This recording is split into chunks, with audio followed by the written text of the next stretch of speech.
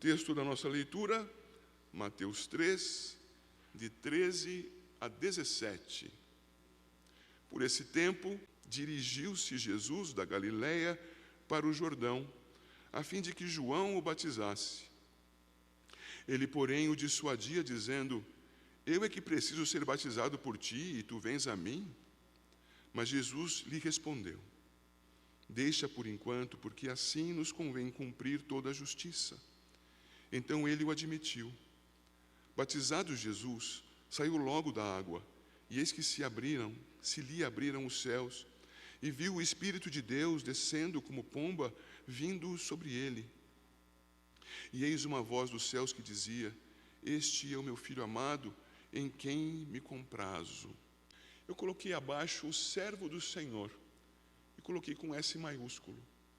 E coloquei lá em cima o servo e seu Senhor, e coloquei 2 S. Não sei se você percebe aí, tem um maiúsculo por trás do minúsculo. É porque tudo isso faz parte da pregação desta manhã. Lembremos-nos, irmãos, que estudamos na semana passada os versos 1 a 12, em que vimos a pregação de João Batista. Vimos o arrependei-vos, vimos que ele era a voz do que clama no deserto, vimos que ele exortava as pessoas arrependidas se apresentarem para o batismo, e uma vez batizadas elas confessavam seus pecados. Olhe para o verso 6, diz lá: eram por ele batizados no Rio Jordão, confessando os seus pecados.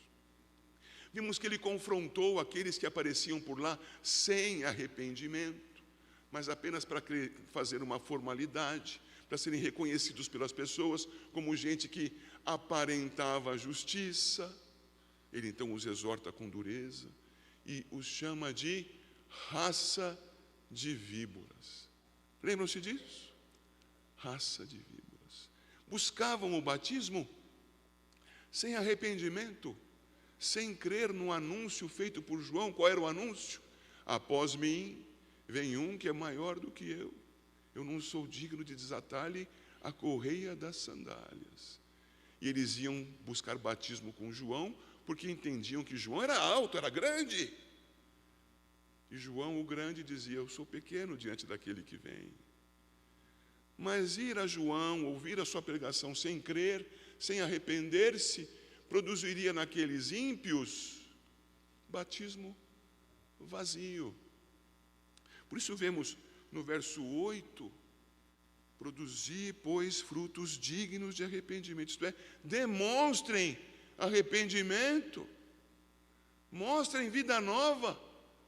O batismo é um símbolo de algo que já aconteceu. Você crê naquele que vem? No nosso caso, você crê naquele que veio e voltará?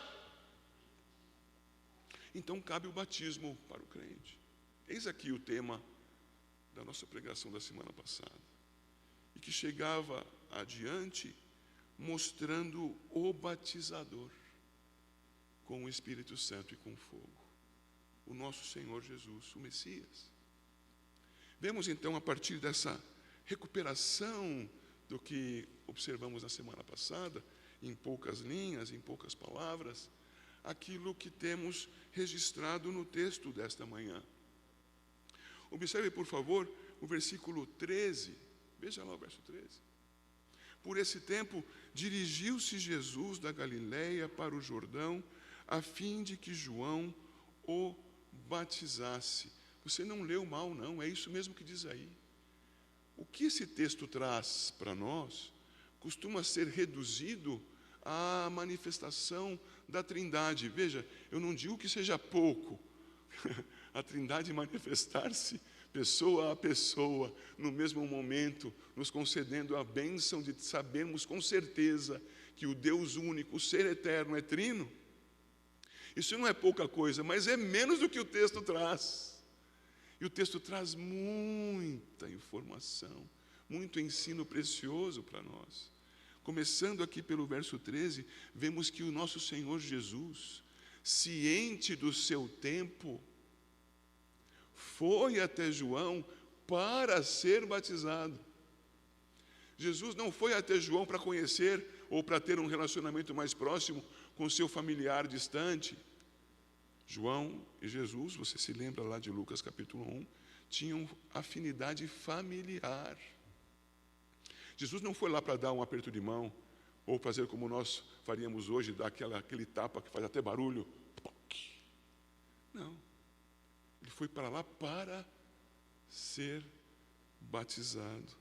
E nós observamos, queridos, que até aqui, o que nós tínhamos era um servo. O servo dos versos 1 a 12 é aquele que estava a serviço do Senhor, anunciando a vinda do Messias. E este servo é o servo com S minúsculo. Agora nós temos este servo recebendo a visita do servo. O servo que observamos há pouco ao ler Isaías 42. E o servo do Senhor. O servo com S maiúsculo. O Senhor Jesus vai ao servo do Senhor. O servo com S minúsculo, João, para ser por ele batizado, o maior sendo batizado pelo menor. Ele vai para lá para isso. Vai buscar João para isso. Por que iria o Senhor Jesus buscar o batismo de João? Já já veremos. Antes, observemos, por favor, o verso 14. Ele, porém, João, o dissuadia, dizendo: eu é que preciso ser batizado por ti, e tu vens a mim? Queridos, João, o Batista, o batizador, o filho de Zacarias e de Isabel, sabia, por informação dada para os seus pais, que ele era o precursor do Messias. Você se lembra da oração feita por Zacarias, lá ao final do capítulo 1 de Lucas, em que Zacarias diz ao seu filho recém-nascido que ele era o precursor do sol da justiça que logo nasceria. João sabia disso, sabia por informação dada por seus pais, mas sabia disso por informação mais preciosa e precisa, mais alta, pois que se seus pais receberam por meio da boca do anjo a revelação, e depois, como é pronunciado no texto de Lucas, cheios do Espírito Santo, primeiro Isabel tem o seu filho se movendo no seu ventre, quando Maria se aproxima. Como eu posso receber a visita da mãe do meu Senhor, a quem Maria depois chamará de meu Senhor? E depois Zacarias, cheio de Espírito Santo, fala que aquele menino seria precursor do Senhor. João sabia disso, também por revelação direta, porque ele sabia, e João registra isso, que aquele sobre o qual viesse o Espírito Santo seria o que batizaria com o Espírito Santo. João sabia destas coisas, João sabia do que aconteceria, contudo, não sabia com precisão quem era o Messias. Lá, também no Evangelho de João, é dito que João, o batizador, não o conhecia até que ele se manifestasse. Isto é, ele tinha muitas impressões a respeito da sua família, da sua vila, daquelas pessoas, do próprio Jesus, mas os seus olhos ainda estavam encobertos. Por quê? Porque ainda não sabia que Jesus exerceria o seu ministério messiânico. Jesus sempre santo, sempre sem pecado, mas nem sempre notado pelas pessoas como tal, a começar por João. Seus pais, Maria e José, que era tido como seu pai, sabiam quem ele era. Aqueles primeiros pastores sabiam quem ele era.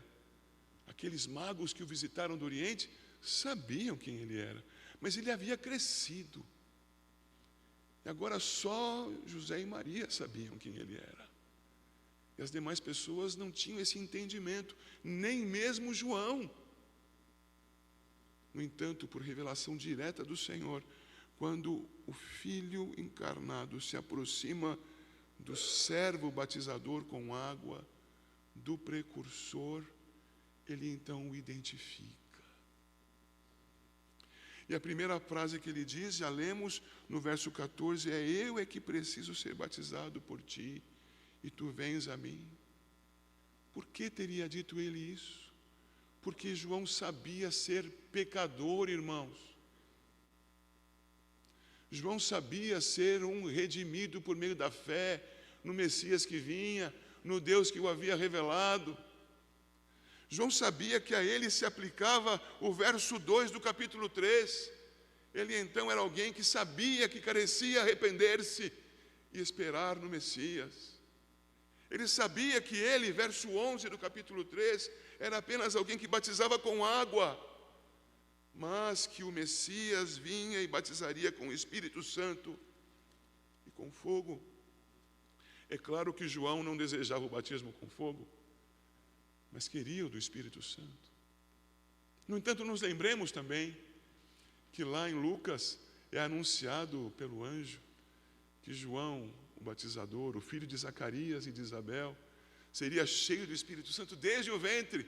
Logo, João já era cheio do Espírito Santo, mas ele queria do Senhor esta maravilha da bênção vinda das mãos do Filho encarnado, o Messias, de quem ele era precursor. Então, repito, ele diz: eu é que preciso ser batizado por ti, e tu vens a mim. Ele argumenta: não, Senhor, eu sou pequenino, tu és o servo, eu sou apenas o precursor, o Senhor me batize. Argumenta e deseja. Mas o nosso Senhor, que foi para ser batizado, foi para ser batizado para cumprir. Vocês se lembram que nós começamos a estudar o Evangelho de Mateus e fomos a 5,17? Avance uma página na sua Bíblia, veja o 5,17. No Sermão do Monte, nosso Senhor Jesus diz aos que o ouviam: não penseis que vim revogar a lei ou os profetas. Não vim para revogar, vim para cumprir. E quando estudamos isso, notamos que a ideia era a oposição entre demolição e edificação, entre demolição e complementação da edificação. Aqui temos então Jesus dizendo no 17, em 5,17, não vim para revogar, para destruir o que foi posto antes de mim, o que anunciou a respeito da minha vida. Não, eu vim para completar, para dar o chamado pleroma, para dar substância completa ao que está para ser apresentado aos homens, a salvação, o reino de Deus. É assim então que Jesus diz no verso 15 do capítulo 3: deixa por enquanto, porque assim nos convém cumprir toda a justiça. Então ele o admitiu. Queridos, esse deixa por enquanto tem um sentido mais claro desde a língua original do que a frase em língua portuguesa. É alguma coisa no sentido, não te importes com isso. Alguma coisa, não me impeça de fazer. Nesses sentidos. Não é um deixa por enquanto, olha, só agora, só dessa vez. Não, é o que cabe fazer agora. Sendo isso o que cabe, façamos o que deve ser feito.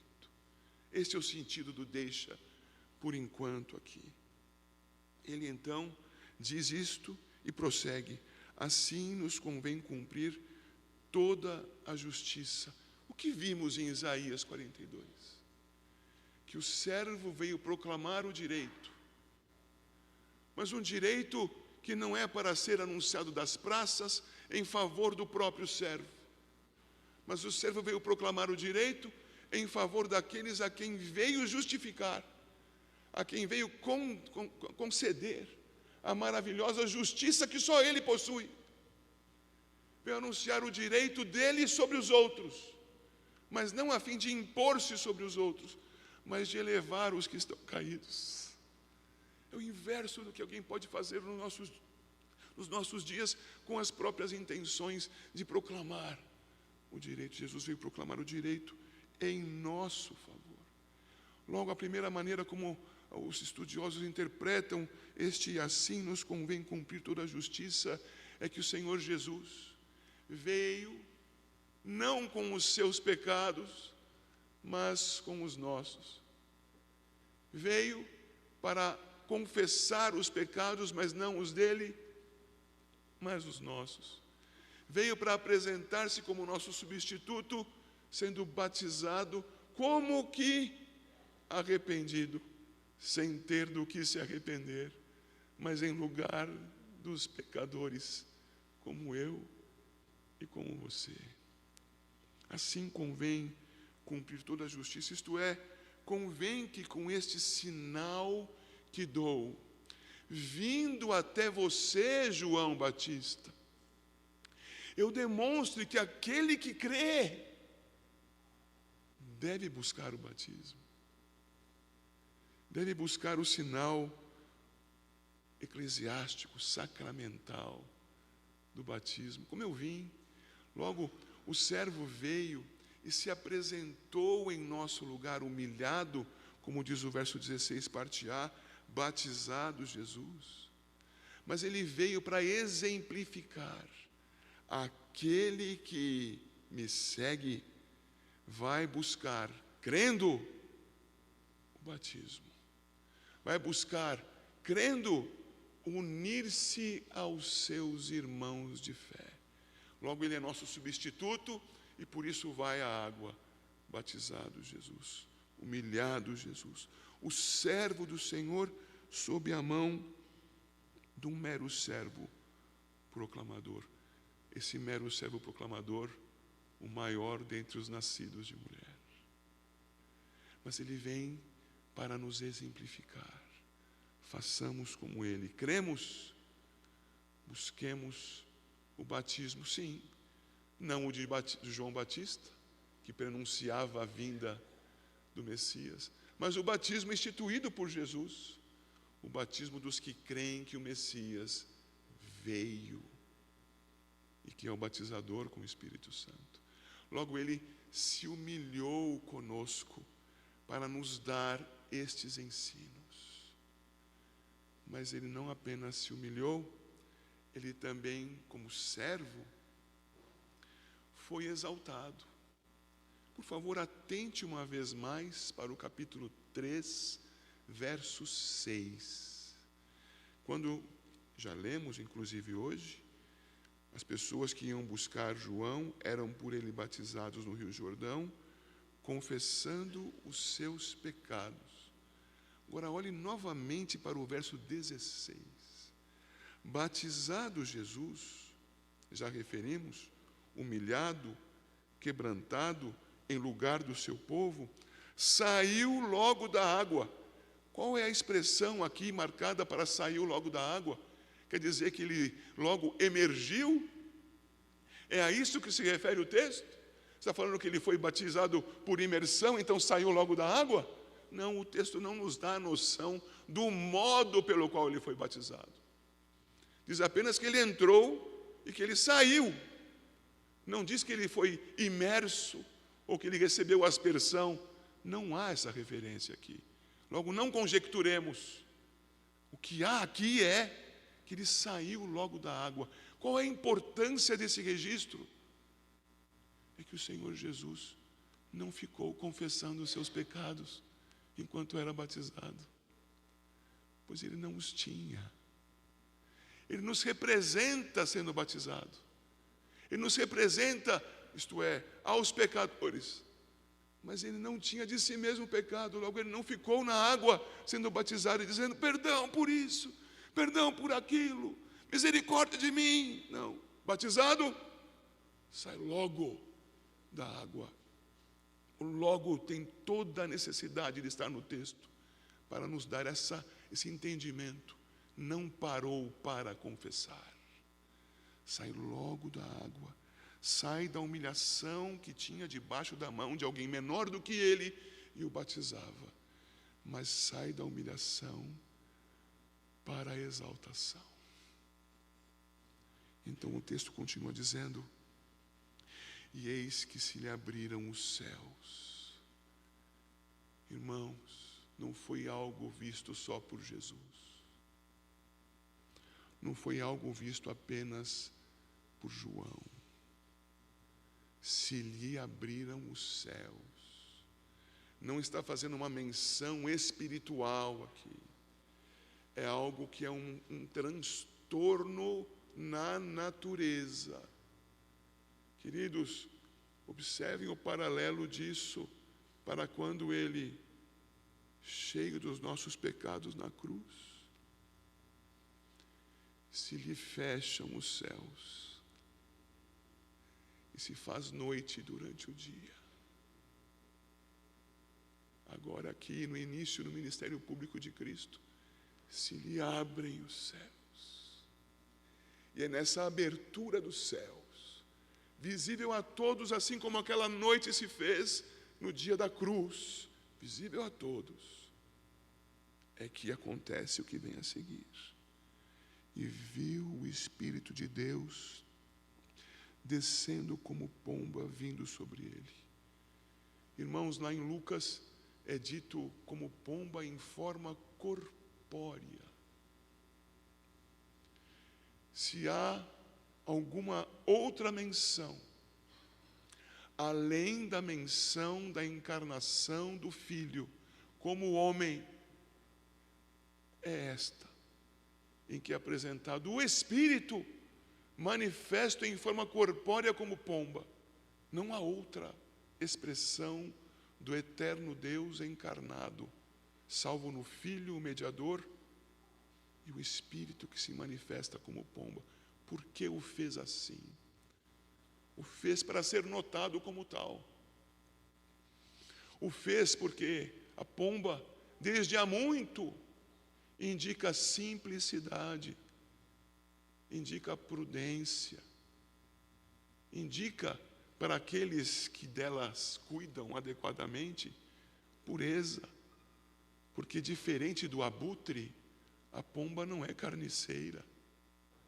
Nesses sentidos, as tradições antigas apontam para a pomba como um animal puro, belo, simples, prudente. O símbolo então vem carregado de informação, porque quem vem dotar a Cristo de características para o seu ministério é aquele que, tendo tais características eternas, as concede àquele que encarnado era, não me entenda mal, mero homem. Sempre cheio do Espírito, mas agora dotado para o ministério de características que o permitiriam resistir às oposições mais ferozes, até que, chegando ao último dia, se submetesse. Olha outra figura muito semelhante à da pomba, como o cordeiro que vai ao tosquiador, puro, quieto, simples, prudente. Ele vai então e recebe a maravilhosa bênção pública do Espírito Santo sobre ele. Todos puderam ver, e João identificou. De fato, este é o Messias. De fato, este para o qual meus olhos se abriram, a quem eu pedi que o batismo dele fosse aplicado sobre mim, o do Espírito Santo. Este é aquele sobre quem veio o Espírito Santo. É ele mesmo, não estou em dúvida. Não há de que duvidar. Este é o Messias, é o que batiza com o Espírito Santo. E então vem a voz dos céus, verso 17. E essa voz dos céus dizia: este é o meu Filho amado, em quem me comprazo. Irmãos, o Filho é Filho eterno do Pai eterno. O Filho não se torna amado ali. O Filho é amado desde toda a eternidade. Mas o Filho é declarado amado no tempo, na sua encarnação. Não é uma novidade para a Trindade, mas é uma declaração para o mundo. Este é o meu amado. Este é o meu Filho amado. Este é aquele a quem vocês devem ouvir, diz em outra oportunidade, no outro texto que esperamos estudar no acampamento. Ouçam o meu Filho amado. Esse meu Filho amado, eternamente amado, no tempo amado, é meu amado, porque sempre me obedece. Sempre faz o que eu digo para ele fazer.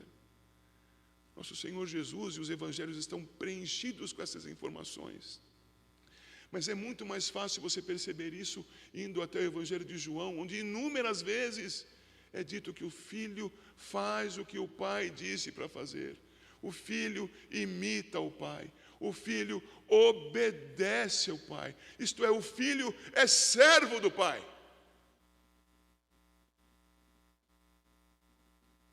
Eis o meu servo, diz o Senhor, pela boca de Isaías. O meu querido, meu amado, que me obedece. Este é aquele em quem eu tenho todo o meu prazer. Este é o meu Filho amado, em quem me comprazo.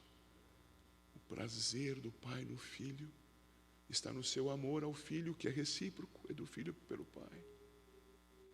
Está na demonstração que o Filho dá do seu amor ao Pai, na sua obediência.